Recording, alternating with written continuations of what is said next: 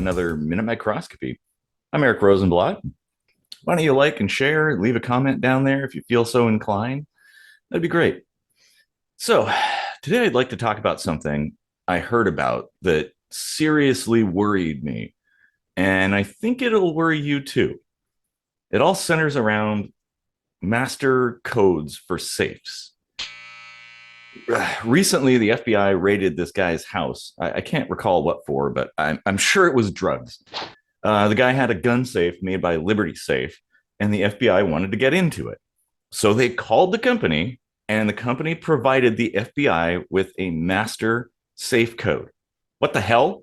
Now, you may or may not support the FBI doing raids and stuff, and you might even be cool with them being allowed to go where they want and have access to anything in pursuit of suspects. Y'all probably know what my beliefs are, but even the most diehard law enforcement supporter should be able to see the implications of gun safes having secret master codes. The inherent risks are the same as those that arise from encryption backdoors. Sure, on paper, it seems reasonable to have a secret way to access locked things.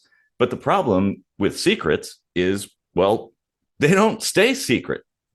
And if there's a universal entry code, you can bet that determined individuals will discover it and exploit it and share it, rendering all the safes that were manufactured previously basically useless.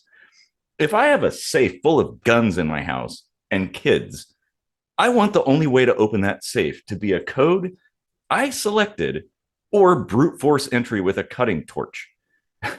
Maybe you're still thinking, what's the harm? It's only a handful of company employees and law enforcement that know the master code. Are you sure about that? The story's tone suggested the FBI knew they could get this code from Liberty Safe.